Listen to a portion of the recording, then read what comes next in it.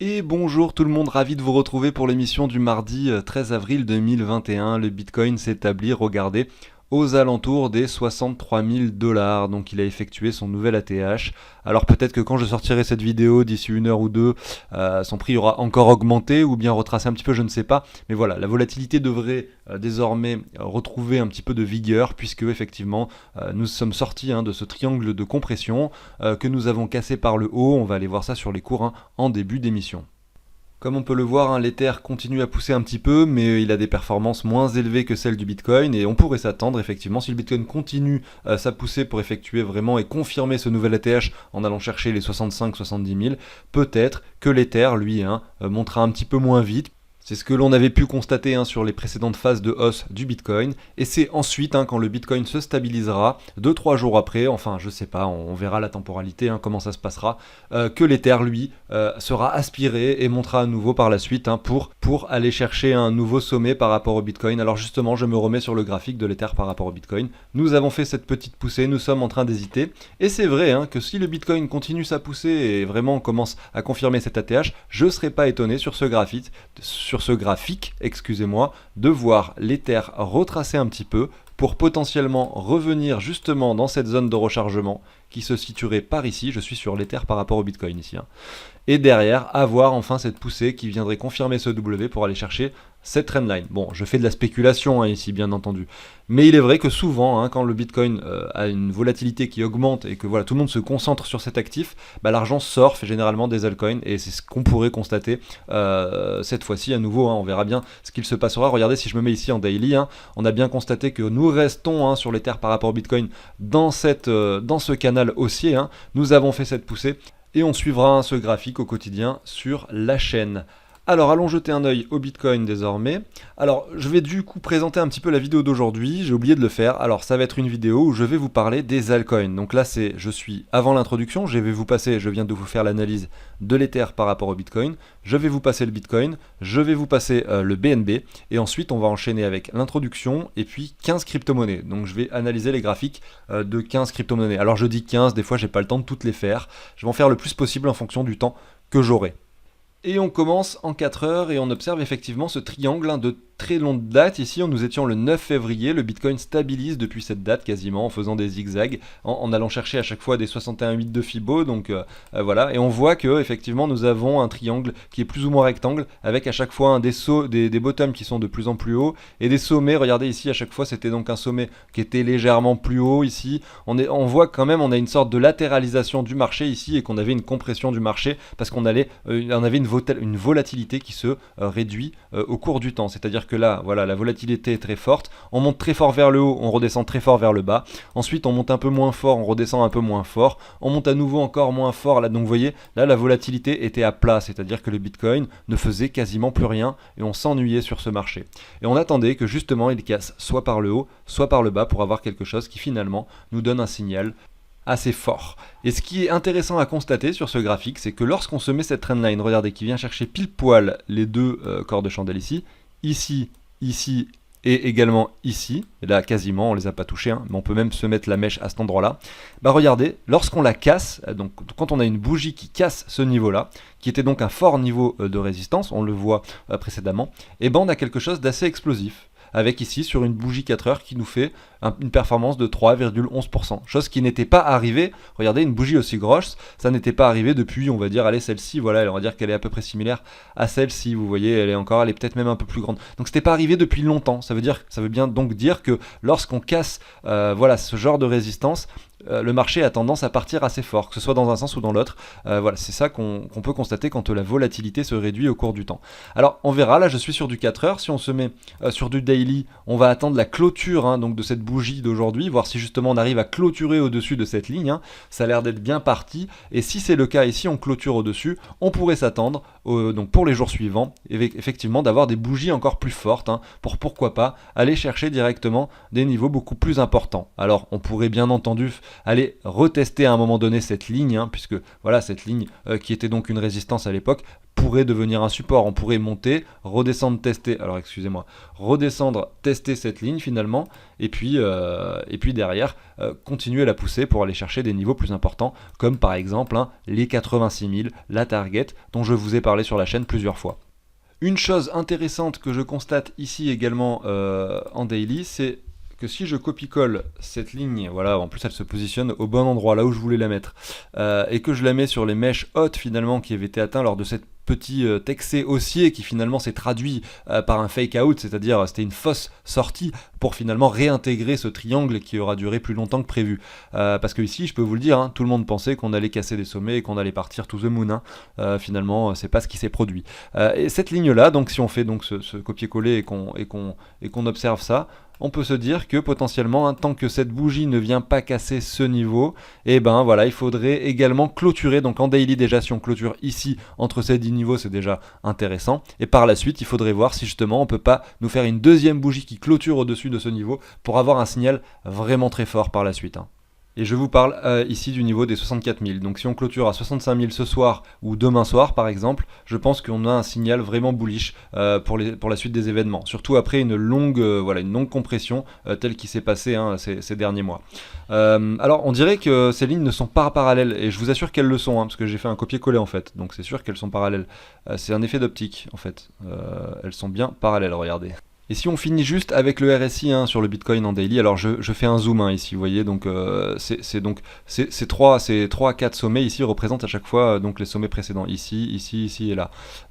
Et donc si je zoome dessus et qu'on se met des trendlines pour matérialiser un petit peu donc, ce RSI, alors on va essayer de se faire ça proprement. Voilà, donc on était dans ce triangle de compression, on y est plus ou moins toujours, c'est-à-dire que c'est exactement pareil que ce que je viens de vous montrer juste avant. Si on met une deuxième ligne comme celle-ci, qui serait parallèle à la précédente et qu'on vient chercher le sommet, vous voyez qu'il faudrait quand même qu'on s'en affranchisse, c'est pareil sur le RSI, on s'attend à avoir quelque chose comme ça, pour aller rechercher une zone de surachat potentiel, et là on pourra se dire que vraiment on est sorti de ce triangle de compression, pour pourquoi pas aller chercher des sommets. Mais attention, que ce soit sur le cours ou sur le RSI, on constate aucun signal qui nous dit que là vraiment on est prêt à casser. Pour moi il faut attendre des clôtures au-dessus des niveaux des 64 000 $. Alors je continue avec le BNB, on va le mettre d'abord par rapport au dollar rapidement. Voilà, et je vous montre simplement ce Fibo de prolongation. Ici, regardez, on a touché pile poil les 123,6. Hier, je voulais en parler dans l'émission et j'ai complètement oublié. Et en plus, c'est dommage, c'était justement, je voulais en parler parce que selon moi, on était sur des niveaux intéressants pour prendre des profits. On y est toujours, faut pas s'affoler. Regardez, le BNB s'établit à 577 $, c'est énorme. Si on se met ici en monthly, voilà, on peut pas trop faire autrement. Ici, bon, on va rester comme ça. On va aller voir le BNB par rapport au Bitcoin et on va rester en monthly, voilà, et on va se mettre un Fibo comme ceci. Donc la même chose, cette fois par rapport au Bitcoin. Regardez, on a touché les 161,8, on l'a même cassé par le haut. Pourquoi pas aller chercher les 261,8, qui sait? J'en sais rien. En tout cas, ceux qui ont acquis du BNB avant sa montée, c'est-à-dire dans cette zone-là, ou dans cette zone-là, ou ici, peu importe en fait à quel prix, tellement que c'est monté fort, je pense que vous êtes en profit, et peut-être que récupérer une petite partie de son investissement de départ, ça peut être pertinent. Voilà pour ça. Donc je voulais simplement vous passer le BNB pour cette raison. Je ne sais pas ce qui va se passer, on peut aller vers le nord ou vers le sud. En tout cas, en vendant une petite partie, tout ça, moi c'est ce qui me semblait pertinent, en tout cas pour mon portefeuille. Et après vous devez faire vos propres choix, savoir si vous l'avez acheté à 400 $, c'est peut-être pas le moment, peut-être que vous avez espéré pouvoir monter un peu plus haut. Voilà, chacun fait ses propres choix. Je vous partage simplement le fait que les 161,8 sont une résistance importante. Nous l'avons cependant cassé par le haut, donc on ne sait pas ce qui va se passer. Mais malgré tout, voilà, il faut rester prudent sur ce genre de marché. Alors j'enchaîne juste avec le petit tableau. Vous le savez, sur la chaîne je vous fais des vidéos au quotidien, et le jeudi je vous parle d'un tableau d'investissement que je vous partage également sous l'échange d'une donation. On avait créé ce portefeuille fictif ensemble et tous les jeudis je le fais fructifier avec vous, en tout cas j'essaye.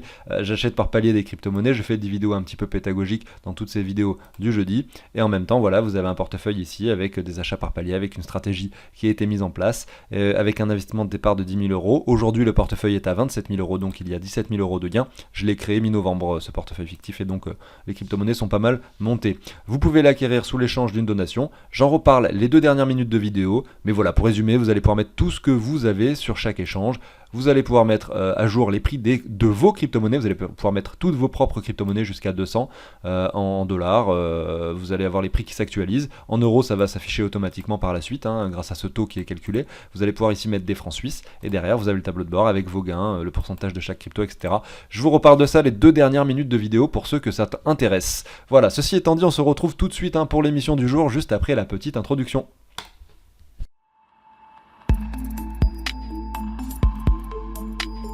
Alors c'est parti, on va tirer au sort donc parmi 4 personnes qui ont commenté, qui se sont abonnés, likés également, et donc on va aller voir voilà, les commentaires des personnes, tout simplement. Vous avez été nombreux, je vous remercie, 298 commentaires, j'ai supprimé toutes les réponses, il n'y en avait pas beaucoup, j'ai supprimé les messages faux également pour qu'il y reste simplement les messages unitaires avec vos commentaires, et donc il y a 298 participants, et il va y avoir 4 gagnants. Je vais donc aller sur cette application, j'ai mis le lien de la vidéo, je vais mettre 4 gagnants, je vais enlever ceci, je ne sais pas ce que c'est, compte à rebours 5, bon peu importe, et c'est parti, donc voilà, je fais début, et on va voir qui a donc gagné 50 $ de PXP.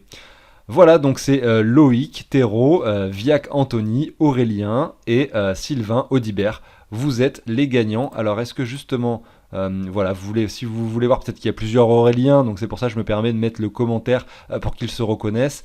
Sylvain également, voilà, qui avec son commentaire. Je mets les commentaires de tout le monde, voilà, pour que vous puissiez également vous reconnaître si jamais il y en a plusieurs qui portent le même nom. Alors pour recevoir votre récompense, vous pouvez m'envoyer un email, je vais le mettre dans la description. Vous m'envoyez donc votre adresse publique PXP, ça peut être sur MetaMask ou bien sur le site de PwnPay directement. Si vous n'avez pas encore de compte, je vous mets la vidéo justement où j'explique et je présente le projet ici en haut à droite. Ça peut vous servir à vous les gagnants si vous voulez y créer un compte, tout simplement pour recevoir vos PXP. Et pour les autres, si vous voulez vous intéresser au projet, je le présente et je vous explique un petit peu de quoi il s'agit. Et je précise également que le token n'est pas encore tradable, c'est encore en phase d'ICO et il le sera à partir du mois de juin, il me semble, je ne me rappelle plus exactement, mais voilà. Donc on va continuer avec les analyses des altcoins. Vu qu'on est déjà à 12 minutes de vidéo, je vais malheureusement pas pouvoir en faire 15, mais je vais en passer le plus possible. Et je commence avec RLC iExec par rapport au Bitcoin. Et ici, nous nous trouvons sur un niveau qui est relativement intéressant puisque vous le voyez ici par rapport au Bitcoin, nous n'avons pas encore effectué un nouveau sommet par rapport à août 2020 quand il y a eu l'alt season. Vous voyez ici, nous étions en août à cet endroit-là exactement. Nous avons pas mal retracé, nous commençons justement à latéraliser. Nous sommes sur des niveaux assez bas, il y a pas mal de niveaux de résistance qui peuvent être identifiés sur les niveaux actuels. Nous commençons à former des W, des choses intéressantes. Et si on se met en daily, on va aller voir ça de façon un petit peu plus précise pour voir ce qui se passe. On constate que voilà, cette semaine a été un petit peu négative sur ce token, pour la simple et bonne raison déjà que nous sommes revenus tester les niveaux précédents qui se situent par ici. Regardez, si je me mets une ligne de résistance à cet endroit-là, on peut voir qu'on est revenu chercher ces niveaux précédents.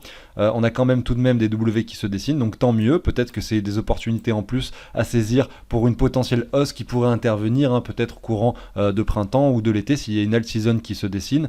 Voilà, donc c'est un token qui n'a pas encore performé par rapport à d'autres, donc on pourrait estimer que potentiellement on aurait des choses intéressantes à suivre. Si on se met un petit Fibo comme ceci, on peut voir, on observe ici que nous sommes actuellement sur les 38,2. Nous avons déjà formé ce W à cet endroit-là qui a été confirmé donc ici, regardez à cet endroit-là sur cette cassure. On revient chercher les 38,2, peut-être que le niveau actuel est pertinent.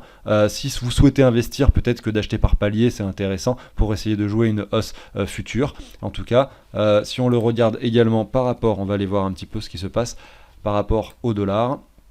On peut voir qu'effectivement on est sur une trend haussière pour la simple et bonne raison que l'ensemble du marché pousse en ce moment. Donc on a cette trend haussière, mais on voit que par rapport au Bitcoin, il est pas sur une phase, voilà, il est encore bas, donc le potentiel d'os est probablement encore très important. Il se situe aux alentours des 2,6 $. On pourrait potentiellement revenir tester ce niveau bas de canal pour une opportunité qui serait selon moi assez intéressante. Après, si on casse par le bas, effectivement, on aurait quelque chose d'un peu plus bearish, et c'est pour ça que c'est bien de diversifier, d'avoir plein d'actifs. Et puis si certains ne performent pas, c'est pas la fin du monde justement parce que on a plusieurs actifs et il y en a d'autres qui peuvent compenser largement les pertes que vous allez avoir sur certains d'entre eux. On continue avec Phil, donc le Filecoin par rapport au Bitcoin. On va aller voir cet actif.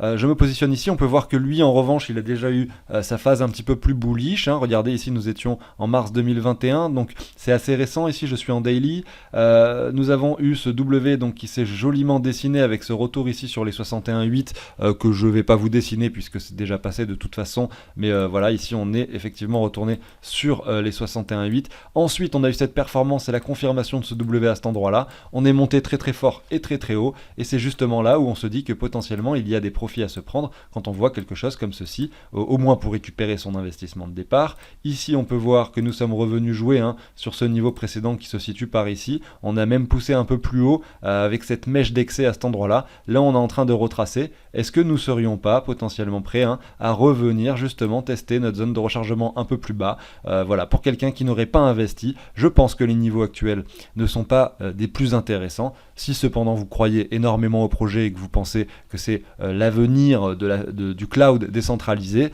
et ben pourquoi pas mettre un billet maintenant, puisque nous sommes situés sur les 38,2 de Fibo. Et je pense que si on le regarde par rapport au dollar, on le verra, on verra un graphique relativement très haussier. Bon, c'est un peu la même chose, un peu la même configuration effectivement, avec un prix qui s'établit aux alentours des 167 $, alors qu'en février, regardez, il était qu'à 20 $. Donc on est déjà sur un fois quasiment un fois 10. On l'avait fait le fois 10 à ce moment-là. Et si on retourne sur le graphique par rapport au Bitcoin, je pense que pour des paliers d'achat, nous pourrions effectivement envisager, regardez ce rectangle ici, il y avait eu beaucoup de volume échangé, ça peut désormais faire office de support, donc si le marché se retrouve à être un petit peu plus bearish, on pourrait effectivement se mettre des paliers d'achat, des ordres sur ces niveaux-ci, dans la zone de rechargement entre les 18 000 et les 12 000 Satoshi. Regardons maintenant EWT par rapport au Bitcoin. Effectivement, il y a cette longue latéralisation. Je vous en parle depuis un moment. Il n'a toujours pas performé. Ça prend plus de temps. Des fois, il y a certaines cryptos qui prennent beaucoup de temps pour se construire. Des fois, ça peut justement désespérer certains qui se disent bon bah finalement ce token avait l'air prometteur, il se passe rien, etc. Jusqu'au jour où finalement ça performe au moment où vous y attendez le moins. Et c'est généralement comme ça que ça se passe. Et effectivement, quand on regarde ce graphique, on peut se dire regardez si nous étions pareils lors. Je continue avec Icon ICX, on observe la même chose, alt season de l'été 2020, le retracement, là on a un joli épaule tête épaule inversé qui s'est joliment dessiné avec une confirmation à cet endroit là, finalement ça n'a pas manqué, le cours est monté, on revient tester la neckline, on latéralise, on vient chercher à chaque fois un nouveau sommet, donc là on a déjà une jolie performance qui s'est effectuée sur ce token. Est-ce que c'est le meilleur moment d'investir? Je sais pas, en tout cas si on se met en weekly, on peut voir qu'il est relativement bas, il existe depuis longtemps et on pourrait très bien revenir sur des niveaux précédents, Ici il avait été beaucoup échangé à ce prix-là. Donc il est vrai que souvent on se dit que l'inflation, en fait le fait que donc le token subisse une inflation fait que son prix descend. C'est une chose qui est parfaitement vraie. Peut-être qu'il y avait beaucoup moins de tokens en circulation à ce moment-là que maintenant. Ceci dit, il faut penser à une chose, c'est qu'il y a des personnes, il y a des gens qui ont pu donc à cet endroit-là, qui l'ont acheté et ils ont vu leur portefeuille diminuer, perdre de la valeur. En tout cas ceux qui ont hold et qui ont gardé leur icon depuis ce moment-là, et ils se disent oui là ce token il n'a pas performé comme je le voulais, j'ai pas fait une bonne affaire, et ces personnes-là attendent que ça revienne jusqu'ici. Et à ce moment-là ici, à cet endroit-là, ils vont vouloir revendre, et donc ça va causer finalement pas mal de volume à cet endroit-là, et peut-être que ça va jouer son rôle de résistance. Et c'est pour ça que finalement les bougies, les mèches comme ça, quand on observe des choses comme ça avec beaucoup de une période assez longue où les personnes ont pu échanger de ce token, on peut se dire que les personnes qui l'ont acheté ici voudront le revendre quand on y retournera pour ne pas essuyer de pertes, voilà, donc c'est quelque chose qui peut arriver. On verra ce qui se passe si une alt season se produit. Est-ce que le fondamental de ce projet est intéressant? Oui. Est-ce que ça peut monter? Oui, mais on n'est jamais sûr de rien comme d'habitude. Et regardez ici, comme je le disais, donc là je suis en weekly, je retourne sur mon graphique en daily. Nous sommes encore sur des niveaux relativement bas. Malgré tout, on a quand même récupéré quasiment le niveau précédent de l'alt season. On pourrait potentiellement se mettre un Fibo comme ceci, c'est un peu comme sur Filecoin, et essayer d'attendre la zone de rechargement pour revenir tester, qui sait, regardez cette jolie ligne ici qui représenterait finalement les deux sommets de l'épaule tête-épaule, justement, peut-être qu'on va venir retester cette neckline une dernière fois pour revenir dans la zone de rechargement. Je ne sais pas si ça arrivera, mais vous pouvez par exemple, si vous voulez investir dans ce projet, vous mettre un ordre par ici. Si on n'y va pas, vous le passez aux oubliettes et vous vous dites c'est pas grave, tant pis pour moi, c'est pas un token qui est fait pour moi finalement, j'ai pas réussi à avoir le train, c'est pas grave, je préfère ça plutôt que de m'essuyer une perte de 50 ou de 80%, donc voilà, c'est à vous de faire vos propres choix, bien entendu. Voilà pour Icon. Je continue avec IOTA par rapport au Bitcoin, et ici on peut voir cette longue latéralisation également qui date depuis juillet 2019, je suis en weekly à cet endroit-là. on est sur cette grosse résistance, donc à voir justement ce qui va se passer. On en a parlé sur la chaîne les semaines précédentes, hein, notamment quand on était ici et qu'on a commencé à confirmer les W. Depuis, on a eu une performance de 140%, donc x 2,4. Donc ceux qui ont pu en acquérir plus bas, tant mieux pour vous. Pour les autres, est-ce que c'est le meilleur moment pour investir? Je sais pas, il faudrait attendre peut-être de voir quelque chose qui casse et qui vienne confirmer retour de neckline pour potentiellement investir, pour derrière nous former un W qui soit confirmé avec effectivement un point d'achat qui pourrait se situer par ici. En tout cas, effectivement, on a déjà un niveau qui est élevé sur IOTA par rapport au Bitcoin. Malgré tout, quand on regarde le graphique, on se dit que le potentiel est encore énorme, hein. C'est un peu comme Icon, ça existait déjà à l'époque, donc on pourrait facilement revenir sur des niveaux plus élevés, donc peut-être que les niveaux actuels sont intéressants. C'est à vous d'en juger. En tout cas, c'est un actif qui concerne l'intelligence des objets, donc c'est voilà, les objets connectés et donc les choses comme ça, c'est assez intéressant. Je pense que le fondamental est pertinent, que le projet n'est pas mort, que la team travaille toujours dessus, et donc pour moi, c'est un actif intéressant, hein, pour diversifier son portefeuille, et j'en ai également dans le mien. À vous de faire vos propres recherches et de choisir un petit peu ce que vous voulez. Regardez ici, on peut voir effectivement que vous aviez des volumes, hein, regardez, qui étaient de plus en plus croissants jusqu'ici, hein, jusqu'à cet endroit-là, et depuis on a des volumes décroissants avec un cours qui continue à monter, donc de moins en moins d'intérêt sur l'actif. On pourrait peut-être justement jouer sur cette résistance et aller chercher des niveaux plus bas pour peut-être revenir chercher ce niveau-ci par exemple, aller jouer dans la zone de rechargement pour derrière casser ce niveau par la suite.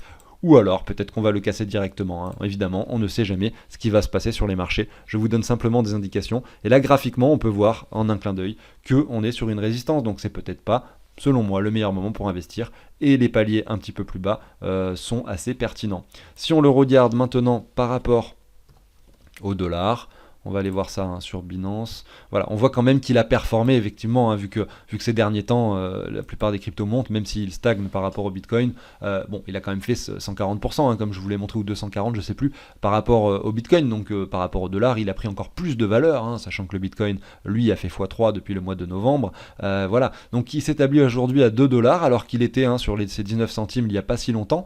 Malgré tout, le potentiel de hausse est encore énorme, hein, donc affaire à suivre. Allez, on continue avec AAVE par rapport au Bitcoin. Alors vous le savez, je vous l'ai passé, hein, régulièrement, et ici nous avions touché pile poil les 161,8. Alors pas pile poil, en plus je suis pas parfaitement sur les bougies. Voilà, on n'était pas loin, on s'est arrêté un petit peu avant, hein, donc c'était assez propre tout de même. Donc effectivement c'était un bon niveau pour prendre des profits, hein, par là-haut. Et là aujourd'hui on est en train de retracer, donc si on se met le Fibo comme ceci, on voit que nous sommes en train de réintégrer la zone de rechargement, hein, chose dont on pouvait s'attendre. Donc on pourrait, pour quelqu'un qui souhaite investir dans ce token et qui, je l'espère, ne l'a pas fait dans ces périodes-là, puisque ça aurait été complètement du FOMO, puisque là c'était des niveaux qui étaient assez importants. Même si ça vous est arrivé, c'est pas grave, hein, ça arrive à tout le monde. Moi ça m'arrive psychologiquement de ne pas résister et de vouloir absolument acheter un token qui est en train de monter, mais c'est jamais facile, hein, c'est jamais facile. Donc voilà, maintenant on est dans la zone de rechargement. Pour quelqu'un qui souhaiterait investir, on est sur des niveaux qui peuvent être pertinents. Pourquoi pas revenir chercher les 78,6. On attend de voir si on dessine des W, des choses intéressantes entre ces deux bornes, des 6600 et des 4500 Satoshi. Et si c'est le cas, eh ben pourquoi pas essayer de jouer et d'acheter de ce token AAVE sur ces niveaux-ci pour espérer une nouvelle hausse et une nouvelle poussée, hein, si ce bull run n'est pas terminé. On le regarde un petit peu par rapport au dollar. Je pense qu'il a dû perdre un petit peu de valeur également. Alors oui, hein, il a touché les 629 $ pour retracer jusqu'au 277, soit une baisse de mèche à mèche de 54%. Visuellement, ça paraît moins baissier que quand on le regarde par rapport au Bitcoin, parce qu'il a été tellement performant que finalement, même une baisse de 50% sur le graphique, ça paraît peu, alors qu'en fait, les personnes qui en auraient acheté par ici, hein, essuient quand même une perte de 15, 20, 30% sur les niveaux actuels. Alors on va continuer. Quelle crypto-monnaie je vais faire? On va aller voir le Litecoin. Alors c'est parti, LTC par rapport au Bitcoin. Alors vous le savez, hein, je vous l'ai dit plusieurs fois, c'est une crypto-monnaie qui par rapport au Bitcoin se comporte très très mal. On n'est pas sur quelque chose qui performe, hein. C'était le cas avant, et aujourd'hui on est sur une trend assez baissière, contrairement à ce qu'on peut voir sur son graphique par rapport au dollar qui dessine des choses intéressantes. Malgré tout, par rapport au Bitcoin, on voit qu'on a cette bougie verte qui s'est dessinée la semaine dernière. On reste, donc regardez cette trendline qui se situe ici, moi j'aime bien celle-ci. On l'a cassée par le haut, on est en train de jouer dessus. Il faudrait qu'on s'affranchisse de cette seconde trendline qui est donc sur du plus long terme, qui vient chercher les sommets donc précédents ici en mars 2018, également en avril 2019. Il faudrait qu'on s'en affranchisse, et si c'est le cas, eh ben on pourrait estimer potentiellement de voir des choses intéressantes sur le Litecoin par rapport au Bitcoin. Et là derrière, on pourrait avoir un Litecoin qui performe comme jamais, même par rapport au dollar. Du coup, si on vient confirmer ces choses-là, avoir un Litecoin qui remonte sur ses 1000, 2000, 3000 dollars, c'est envisageable. Je continue et je termine avec ADA. Alors selon moi, on est sur un graphique assez intéressant ici par rapport au Bitcoin, je l'aime bien. On a un W qui s'est dessiné sur du très long terme à cet endroit-là. Tac, on est venu chercher les 61,8, on casse, on confirme sur cette bougie, on vient chercher un nouveau sommet. Et là maintenant voilà, on est sur un niveau où on peut se dire que potentiellement on pourrait revenir tester cette trendline par la suite qui est pile poil dans la zone de rechargement. On est revenu sur les 0,5 de Fibo, on remonte un petit peu. Est-ce que ça veut dire qu'on va partir comme ceci ? Peut-être. En tout cas, ce qui est sûr, c'est que là, on a quand même deux grosses bougies de purge et que potentiellement, on pourrait s'attendre, alors que les volumes sont également décroissants, à un marché qui nous dessine un M ici et qui pourrait potentiellement revenir sur cette trendline. Je ne dis pas que ça va arriver, mais en tout cas, ceux qui ont pu en acquérir avant, les niveaux actuels sont pertinents pour commencer à prendre des profits au cas où si ce scénario se produirait. Et ensuite, pour ceux qui souhaiteraient en avoir, les niveaux actuels sont selon moi un peu trop élevés et je n'oserais pas en acheter actuellement. Et j'attendrai vraiment un retour en zone de rechargement, quitte à prendre le risque que ça n'arrive jamais. Libre à vous d'en acheter sur les prix actuels si vous pensez qu'on va partir to the moon et que le projet est selon vous très très intéressant et qu'il pourrait, selon vous, dépasser ses concurrents.